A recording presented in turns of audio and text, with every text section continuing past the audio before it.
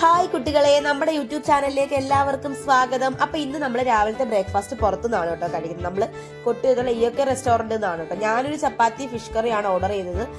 ചിന്നു ദോശയും നമ്മുടെ അശ്വിനി അവള് ബീഷപ്പാണ് കേട്ടോ ഓർഡർ ചെയ്തത്. നമ്മൾ ഇന്ന് രാവിലെ തന്നെ ഇറങ്ങി കേട്ടോ വീട്ടിൽ നിന്ന്.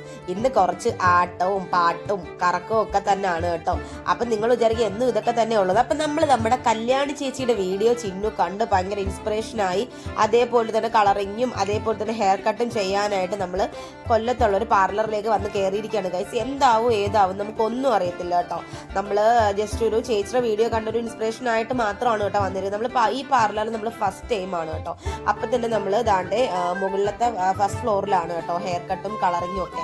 അപ്പൊ നമ്മൾ നേരെ മുകളിലേക്ക് പോവാണ് കേട്ടോ. ഇതാണ് കേട്ടോ ലിവിങ് ഏരിയ ഒക്കെ. നല്ല അടിപൊളിയായിരുന്നു. ഇനി എന്താവോ ഏതാവോ കണ്ടറിയണം ഗൈസ്. അവസാനം കല്യാണ ചേച്ചിയുടെ മുടി പോലെ തന്നെ വേണമെന്നാണ് ചിന്നു പറയുന്നത്. അവസാനം കൊളമാവോന്ന് എനിക്ക് അറിഞ്ഞുകൂടാ. അപ്പൊ എന്തായാലും നമ്മള് പാർലറിന്റെ അകവും കാര്യങ്ങളൊക്കെ ഇങ്ങനെയാണ്. ചിന്നുവിന്റെ ഹെയർ ഇതാണ്ട് ഏകദേശം ഇത്രയുണ്ട്. അപ്പം അവളൊന്ന് വെട്ടി ഒന്ന് ഫുള്ള് സെറ്റ് ആക്കാം. അപ്പോഴത്തേക്ക് നമ്മുടെ ഏറ്റവും പ്രിയപ്പെട്ട ചേട്ടൻ വന്ന് നമ്മുടെ ഹെയറൊക്കെ മൊത്തത്തിൽ നോക്കുകയാണ്. ചേട്ടൻ്റെ സർവീസ് സൂപ്പർ ആയിരുന്നു കേട്ടോ. പറയാതിരിക്കാൻ വയ്യ. നമ്മളോട് അത്രയും ക്ലോസ് ആയിട്ട് നിന്നാണ് ഓരോ കാര്യങ്ങളൊക്കെ നമുക്ക് പറഞ്ഞു തന്നത് കേട്ടോ. പിന്നെ അതിനുശേഷം ഹെയർ വാഷിംഗ് ആയിരുന്നു കേട്ടോ. അങ്ങനെ നമ്മൾ ഹെയർ വാഷിംഗ് ഒക്കെയാണ്. അതിനോടൊപ്പം തന്നെ നമ്മുടെ മുടിയുടെ ഓരോ ഗ്രോത്തിനും കാര്യങ്ങൾക്കും ഒക്കെ ചെയ്യേണ്ട കാര്യങ്ങളും ട്രീറ്റ്മെന്റുകളും എല്ലാം പറയുന്നുണ്ടാവും. ഞാൻ അശ്വിനിയാണെങ്കിൽ പോസ്റ്റ് ആയിരുന്നു കേട്ടോ. ഞങ്ങൾ രണ്ടുപേരും എന്ത് ചെയ്യണമെന്ന് അറിയാതെ ഇങ്ങനെ നിൽക്കുകയാണ്. ഏകദേശം ഒരു 3 അവറോളം ഉണ്ട് ഇവിടുത്തെ കാര്യങ്ങളൊക്കെ കേട്ടോ. അങ്ങനെ തന്നെ ചിന്നുവിന് ഒരു കവറൊക്കെ ഇട്ട് പുതപ്പിക്കുകയാണ് കേട്ടോ. പുതപ്പിച്ച് കിടത്താൻ പോവുമല്ല, ഹെയർ കട്ടിങ്ങിന് വേണ്ടിയിട്ടുള്ള കാര്യങ്ങളൊക്കെയാണ് കേട്ടോ ചെയ്യുന്നതൊക്കെ. അപ്പൊ ഞാൻ ഈ പാർലറിലൊക്കെ ആദ്യമായിട്ടാണ് കേട്ടോ വിസിറ്റ് ചെയ്യുന്നത്. അപ്പൊ ചേച്ചിയുടെ വീഡിയോ ഞാൻ കണ്ടിട്ടുണ്ട്. ചേച്ചി കുറേ പ്രാവശ്യം, കുറേ അല്ല, ചേച്ചിയുടെ ഹെയറിന്റെ കാര്യങ്ങൾ ഫുള്ള് ചേച്ചി ട്രീറ്റ്മെന്റും കാര്യങ്ങളെല്ലാം ഇതേ പാർലറിൽ തന്നെയാണ് ചേച്ചി ചെയ്യുന്നത്. ചേച്ചി ഏകദേശം എനിക്ക് തോന്നുന്നു ഒരു 15-16 ദിവസം കൂടുമ്പോഴെല്ലാം ട്രീറ്റ്മെന്റിനായിട്ട് പാർലറിൽ എത്താറുണ്ടെന്നാണ് ചേട്ടൻ പറഞ്ഞത് കേട്ടോ. അങ്ങനെ എന്തായാലും നമ്മള് ഹെയർ കട്ടിങ്ങിലേക്ക് പോവാണ്. ഒരു ലെയർ കട്ടിങ് ആണ് കേട്ടോ കൊടുക്കാനായിട്ട് പോകുന്നത്. അപ്പം ലെയർ കട്ടിങ് ഒക്കെ കഴിഞ്ഞിട്ടുണ്ട്. അപ്പം കഴിഞ്ഞതിന് ശേഷം മുടി താണ്ട് അവര് ഒന്ന് ഉണക്കുന്ന ഒരു പ്രോസസ്സാണ് കേട്ടോ നമ്മളിപ്പോൾ കണ്ടുകൊണ്ടിരിക്കുന്നത്. അപ്പം ഇനി ഇതിന് ശേഷമായിരിക്കും ഇനി ഇതിലേക്ക് കളറൊക്കെ ചെയ്യുന്നത് കേട്ടോ. അപ്പം മാക്സിമം നമ്മളോട് ചോദിച്ചു ലെയറിന്റെ ലെങ്ത് കുറയ്ക്കണോന്നുള്ള. അപ്പം ലെയർ കട്ടിന് എന്തായാലും അത്യാവശ്യം ലെങ്ത് കുറച്ചാൽ മാത്രമേ അത് നല്ലപോലെ ഇരിക്കും. അപ്പം എന്തായാലും ഇനി 3 മണിക്കൂറത്തെ വർക്കുണ്ട്. ആ ടൈമിൽ ഞാനും അശ്വിനിയും കൂടെ അവിടുന്ന് പുറത്തിറങ്ങിയിട്ട് നമ്മൾ കോളേജ് ജംഗ്ഷനിലുള്ള ലക്ഷ്മി ബേക്കറിയിൽ, കൊല്ലത്തുള്ള എല്ലാവർക്കും അറിയാം, നമ്മുടെ ഫെമിലിയർ ആയിട്ട് നമ്മുടെ സ്വന്തം ലക്ഷ്മിയിലേക്ക് വന്നു.